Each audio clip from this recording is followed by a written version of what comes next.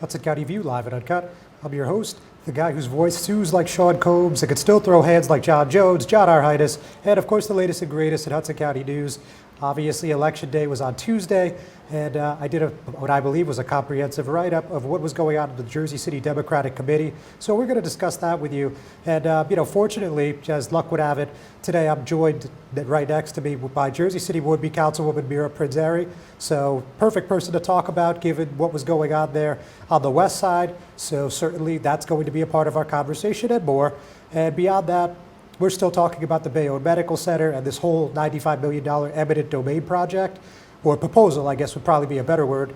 And that went before the local finance board yesterday in Trenton, and we ended up seeing that measure get tabled. So we're going to tell you what happened there. Frankly, it's not as exciting as other chapters of the saga have been, but still, we're going to tell you what's going on there.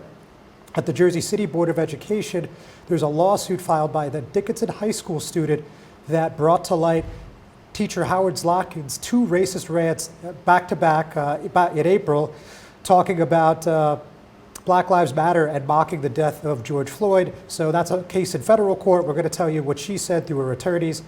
And before we get into the program fully and hear a word from our sponsors, I just want to acknowledge that today's the one-year anniversary of my dad's passing, Ken Heides. And look, I've been agonizing about what I was going to say about this. If anything, I decided it would really be remiss and I think really inappropriate if I didn't say anything. So I'm just going to leave it at this. I really appreciate that you told me that you were very proud of me before it was your time. And I just hope you know you were the most important person in my life, and we all love and miss you. So with that, we're going to take a break, and we'll be right back.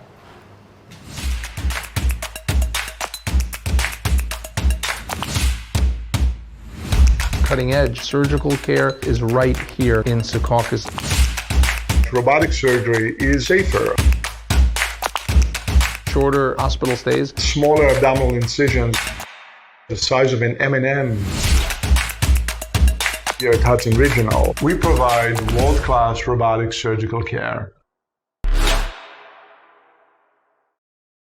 Good Friend Self-Storage in North Bergen, New Jersey is a fully climate-controlled facility equipped with state-of-the-art security, packing supplies, a Refer Friend program, and multiple loading docks convenient for commercial use. Located just off of Route 3 at 4301 Tunnelly Avenue, Route 1 and 9. Call 201-867-2444 or visit us on the web today. Good Friend Self-Storage. Let us be your good friend. Burns Brothers Memorials, Monuments, and Markers, 787 Tunnelly Avenue, Jersey City. Hudson County's only monument maker, serving all faiths and cemeteries. Design, studio, and launch inventory on site. Cemetery inscriptions and custom orders welcome. Burns Brothers Memorials, Monuments, and Markers, 787 Tunnelly Avenue, just south of Secaucus Road. Craftsmanship that will last for all eternity. Burns Brothers, Jersey City, Albert H. Hopper, North Arlington. Visit us on the net. Hudson County View, live and uncut, John Arhitis. And as I mentioned at the top of the program, I'm joined with Jersey City would-be Councilwoman Mira Prinz-Arey.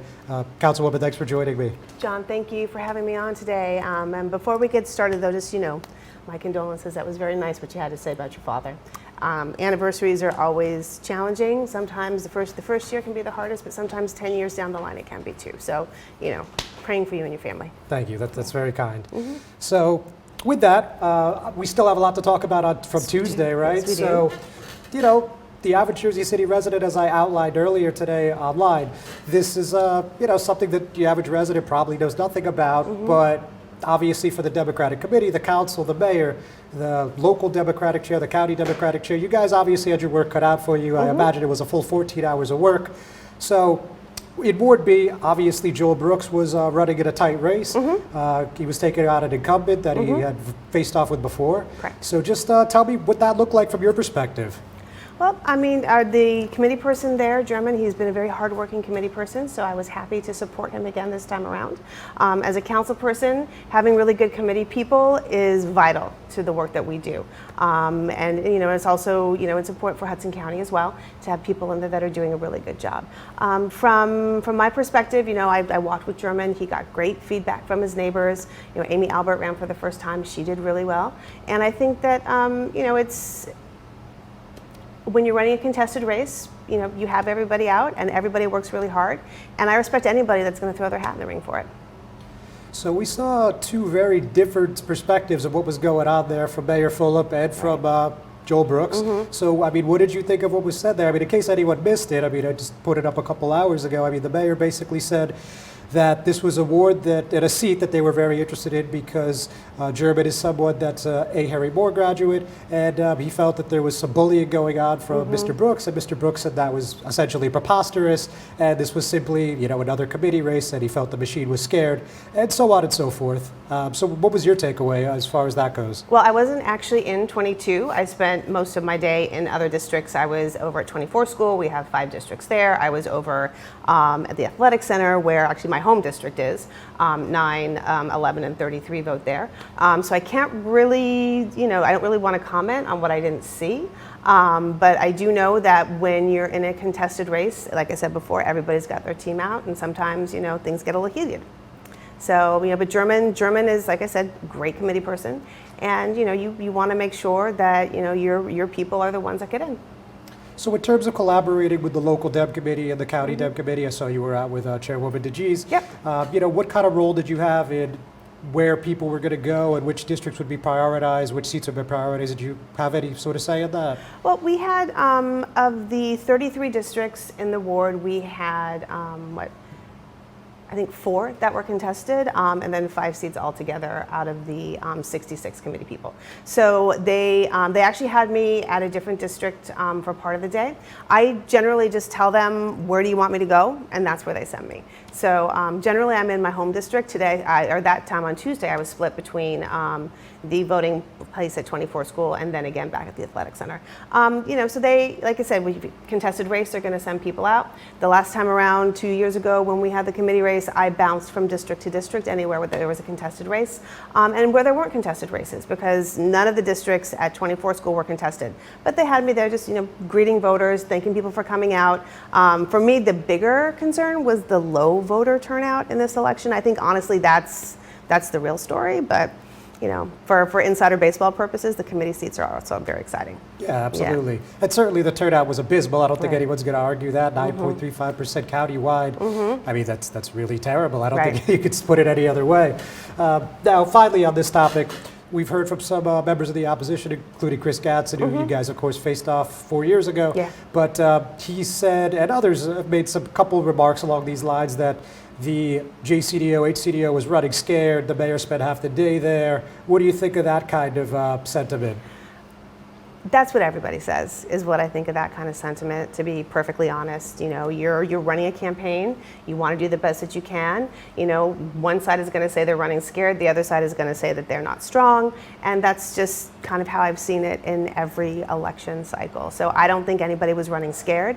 Like I said, when I walked with German, got great feedback from his neighbors, and if the mayor was concerned, then he should have a right to be concerned and to go help out a committee person that he felt needed some help.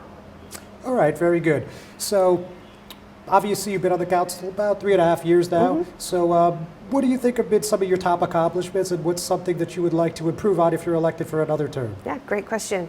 Working with the businesses and community to do the legislation for the Special Improvement District was a really big deal. We've seen a lot of benefit from that in the 1.5 years that the district has been in place. From little things like, curb appeal with the planters and with the banners, but also we have been, or I shouldn't say we, the Special Improvement District, the board and the management team has started a facade program where they help businesses improve the fronts of their store with new awnings and new signage. That's been very successful. And we look forward to even more of that. Because of the partnership with the SID and the city, we're going to be doing a full streetscape improvement going from Broadway all the way down to around Stegman, which is going to be replacing sidewalks, doing curb cuts, putting in some green infrastructure and doing some traffic calming measures. So that's going to be huge, and that's going to be a multi-phase project over the next couple of years. So I look forward to moving that forward this year, and then also, should I be reelected in my second term. And also legislation working with the unions. I co-sponsored some legislation around right to work and some of those topics. So supporting our union brothers and sisters is always really important. And then doing things that are very boring, like changing the direction of traffic to improve safety for our residents. We did that. We had issues with people cutting across 440 and causing accidents over by IHOP. We didn't get any help from the state, so we made the street a one-way street, and now it's a much safer intersection altogether. And then in my second term, I am looking forward to more focus on road safety. I think that that's really important. West Side Avenue is very tight. Let me stop you right there, Councilwoman. Yeah. We just got to take a quick break Of from our course. sponsors, but we'll be right back. Hudson Regional Hospital, we promise to be prepared for your emergency. We promise to provide world-class robotic surgical care. We promise to treat you like family. To provide accurate diagnostic care. To provide the most innovative orthopedic care at your doorsteps. We promise to treat your baby like our own. To never stop investing in the best of spinal care. To be with you every step of the way. Here at Hudson Regional Hospital, we promise to take care of our community. A brand new truck isn't just a brand new truck when it's tough enough to have best-in-class available payload and smart enough to know that a cab can also be an office. A truck equipped with best-in-class available towing that asks, why can't all that power more than just this truck? No. Your brand new truck isn't just a brand new truck when it's the all-new F-150. Tough this smart can only be called F-150. Hudson County View, live and uncut. Chad Arhitis, and I'm still with Jersey City Ward B Councilwoman Mira Prinz-Arey. So you were just finishing up your point talking about traffic safety? And traffic safety, and then also, in my second term, I look forward to working with the city to find areas where we can add more green space. We opened up a redevelopment plan and found that there is one that may support a recreation center, so I'm excited about that. And just continuing to bring support and services to the ward. I'm going to be the first council person in about 15 years to not only do a complete term, but also run for re-election. And I think that kind of stability in a ward is incredibly important, right? Because a lot of these projects are multi-year. They don't just happen in 1 year, 2 year, even 3 years. Some of them take 4 to 6 years to complete. So I really look forward to bringing that stability back to the ward. All right, that's a fun fact. I'm sure people on the west side are interested to hear. I certainly hope so. So with that said, I mean, whether we're talking about your opponent or anyone that's, considered an opposition to the administration, I think one of the most common criticisms we hear is that the mayor has a council that is just automatic yes votes on anything that comes before them. So what would be your response to that? My response to that is, first of all, that's what is always said about any council that runs with the mayor or has been, established for quite some time. You saw it with the Healy administration, you saw it with administrations prior to that. For me personally, I do my own homework, and I have a lot of conversations with directors, with the administration about things that I do and don't like about ordinances or resolutions that come our way. This is a lot of stuff that the public doesn't see because we have the caucus meeting and then the council meeting. And I come to my own decisions about how I feel legislation should move. And sometimes too, there's negotiation and compromise that happens before it even comes to council. So I also think it's an easy thing to say, and it doesn't open up the door for dialogue. And so, for those people who say that, that's maybe their opinion, but I'd rather have them come to me and ask me why I voted the way that I did. Okay, well, on that point, is there anything that doesn't even have to be recently, past 3.5 years that you voted against, you felt like it just wasn't good for your ward or for the city as a whole, or anything upcoming that you feel like you just can't get behind at this moment? Well, there was when we were looking to finally increase the pay raises for our council aides, the original legislation was bundled with director raises, and we wanted and it was also had a longer timeline, a longer window before it was activated. Absolutely was not on board with that, and that I didn't think was fair because our council aides at the time were making like $15,000 a year, and it's considered part-time, and everybody knows that in a city of our size, it's not a part-time job. For future legislation, I mean, we've got the Pompidou, which will be coming to council, and we're going to have to take a really close, good look at that to see what it's going to look like for the residents and what it's going to cost. And then there was also like some of the back and forth between the some of this actually more was a council conversation with the late Councilman Yun with the short-term rental legislation. He and I went back and forth on that. We weren't on the same side of that as well. So sometimes it comes from, not only the administration, but some of our other fellow council people. And it's up to us to find the negotiation and compromise to move things forward. Because if you don't, you'll have a situation like you do in Patterson right now, where they had to have a couple of emergency meetings to vote on a temporary budget, because the council and the mayor were not on the same, were not in agreement with the budget. And when it didn't get voted on, their employees weren't going to get paid. These are the kind of ramifications and things that happen when you have that acrimonious relationship. So, and at the end of the day, it's the residents that suffer. Yeah, understandable. Yeah. So when we're talking about the progressive voices throughout Jersey City and the county, I mean, there's two big things recently, right, where they're talking about getting rid of the party line, and they're talking about getting out of the county ICE contract. Now, certainly the council has no, direct say on that. I know you've supported resolutions in the past to get out of the ICE contract, but I mean, any further feelings on that, and as well as the party line? So I know, so yes, to your point, I supported the two resolutions. I was co-sponsor for both of them when we brought it to council to ask the county to get out of the ICE contract. I visited the jail, I visited the facilities to see for myself what was happening there. And I know, and I still in support of them coming out of the contract. I think that it's the right thing to do.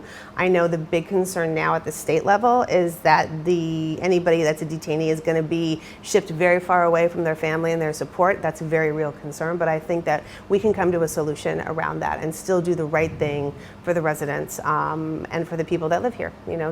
They live here, they work here, they may have get caught up in something, but they still are deserving of support, because in this country, you're innocent until proven guilty. Now, with the party line, I think that that's a great conversation to have. I think that open democracy is better for everybody. As it relates to how the ballots are drawn, though, I mean, I've lived in 3 different states and in 4 different counties, and it's not so much the ballot, it's also voter education. Right? So if you're on a ballot, even if there's a line, somebody wants to vote for you, they're going to vote for you. I mean, we saw this, in the committee person race. There were candidates running off the line, and they were successful. You have Commissioner O'Day ran off the line in previous elections. He was successful. So, the line doesn't guarantee a win. Very good. And anything you want to throw out there for our viewers or constituents before we let you go today? Just as we're coming out of COVID, it's really important to meet people where they're at, understand and respect people who have different comfort levels, and just be really patient with each other. I see that often now. It's just, people are getting used to a new environment. That was our old environment, but it's still going to be an adjustment. So just be patient with each other. Excellent. Yeah. Councilwoman, thank you very much. Thank you. A pleasure. Ladies and gentlemen, thanks for watching. We're not done yet, though. We'll be right back. Consumer Carpets, 3408 Kennedy Boulevard in the Jersey City Heights, your one-stop store for residential and commercial floor treatments, carpeting, linoleum, tiles, laminates, hardwood floors, area rugs, remnants, all major brands, all in stock. Free estimates, same-day installation. Consumer Carpets, it's savings, selection, installation. Credit cards and debit cards accepted. Financing available. Consumer Carpets, price to fit your budget, installation to fit your schedule. On the net at consumercarpets.com. Consumer Carpets, Jersey City, 201-792-2712. Newport, the luxury waterfront community on the Hudson River, offers the quality of life you deserve in 10 high-rise rental towers with amenities such as the on-site Newport Path subway, light rail and ferry service, Newport Town Square, 3 playgrounds, dog run, upscale restaurants, retail giants like Sears, JCPenney, Macy's, and Target. Morton Williams Supermarket is just outside your front door. A health and fitness club, spa, skating rink, and medical facilities are also on site. NewportNJ.com. Enjoy the New York skyline from Newport Town Square. Manhattan is just 1 path stop away or quick ride through the Holland Tunnel. Nursery and private elementary schools all on site. 12-screen movie theater at the Newport Center Mall. Want to visit Newport? Stay at the Westin or Marriott Hotel. Go to NewportNJ.com for details. Newport has luxurious towers, great restaurants, shopping, New York skyline views, schools, playgrounds, a marina and yacht club, gym, spa, fine wine, fine living. It's incredible. It's you. NewportNJ.com. Newport, live like you want.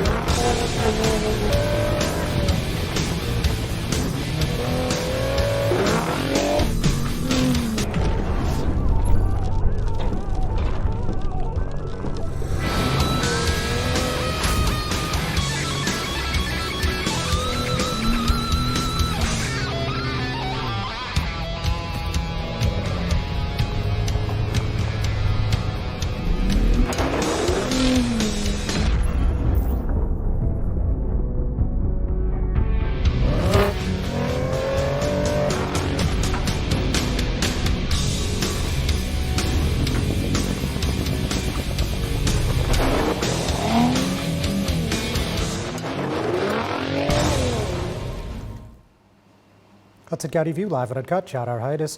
So let's talk about this federal lawsuit against Dickinson High School, the Jersey City Board of Education, and a few school officials as well. So as I mentioned earlier today, this lawsuit's talking about Howard Zlotkin. So you probably remember NBC New York had an exclusive clip a few weeks ago in May, and it talked about Zlotkin making some pretty inflammatory remarks in the middle of what was supposed to be a climate change lesson. He was a science teacher.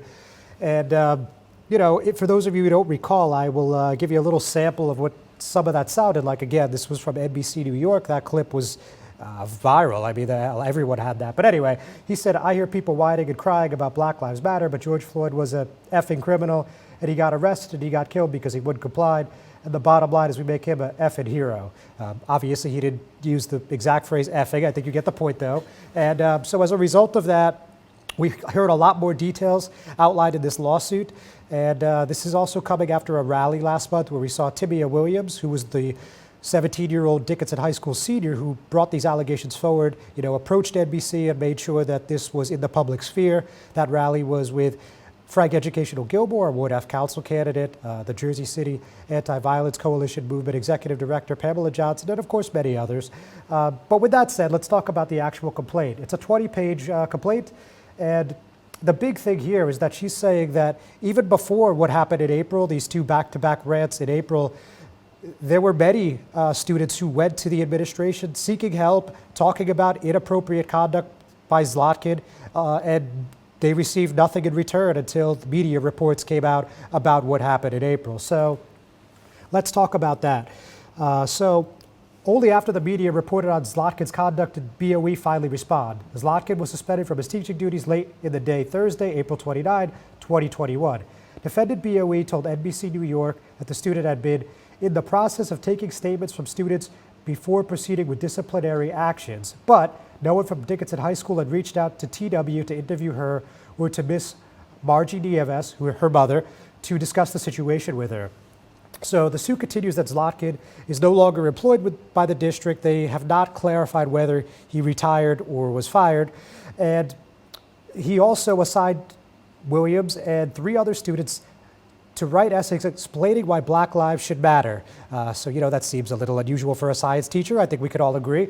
And when she refused, the lawsuit alleges that Zlotkin said she was full of you know what, and asked, because why? You can't make a case for yourself? And then another student was apparently kicked out of the virtual class for alleging that he was being racist. And again, that's all in the complaint.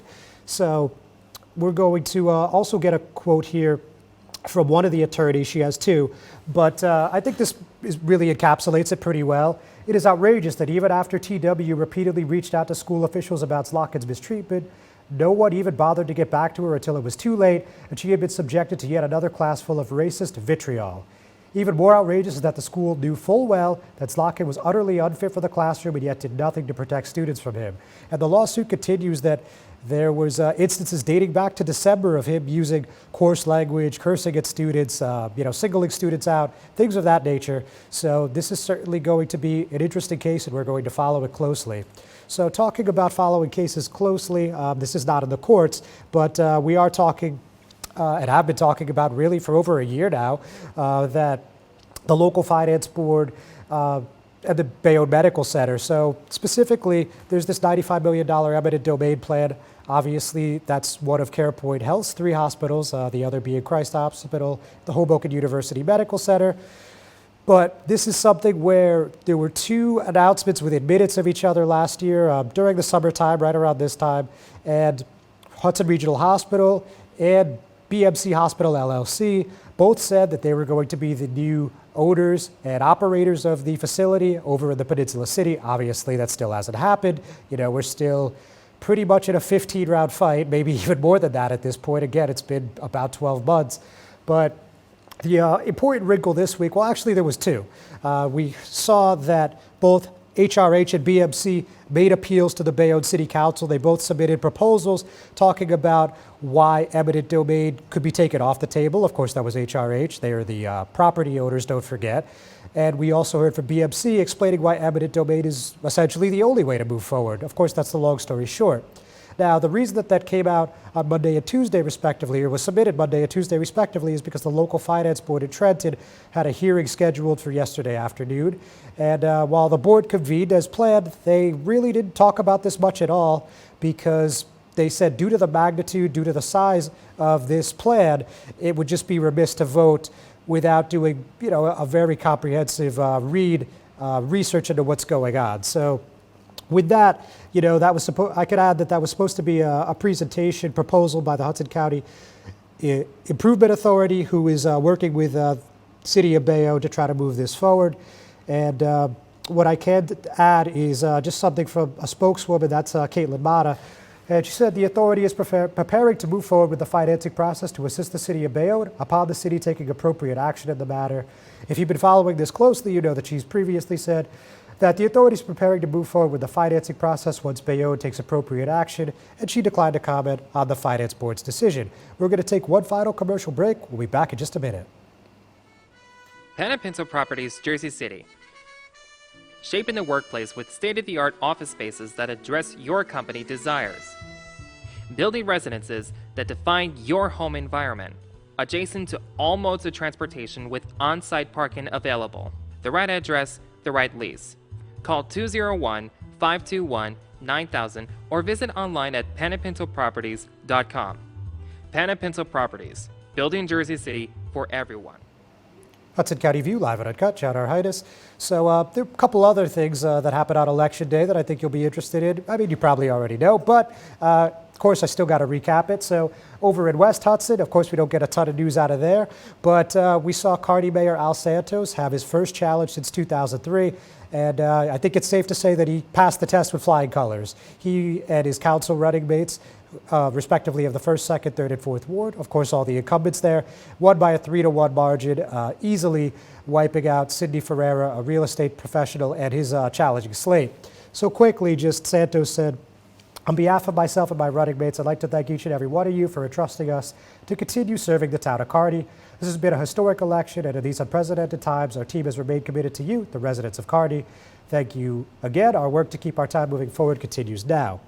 And then in a very granular race, but I'm just going to very quickly make note that for Hoboken Republican Committee, Ward 6, District 7 race, we saw Joe Bronco, a former official for the Hoboken Democratic Committee, he was the secretary for a few years there, beat Joshua Sotomayor Einstein, who submits a number of op-ed and letters to the editor to Hudson County View over the years, and he ended up losing by 15-12, and this is a big boost to Jose Arango, the Hudson County GOP chair. Arango supported Bronco's candidacy, and it's up in the air what Einstein's going to do next. He was going to challenge Arango if he was victorious, but since he was not, we don't know what the future lies. And finally, in North Bergen, we saw a decision out of the Supreme Court of New Jersey Advisory Committee on Judicial Conduct. A North Bergen judge admitted to groping a woman in his law office back in 2019 is now facing further action from this judicial body. And basically, the most interesting thing was that it says he admitted to this on a recorded line after the victim decided to cooperate with the Hudson County Prosecutor's Office. So with that, we're going to call it a day, ladies and gentlemen. We'll see you next week.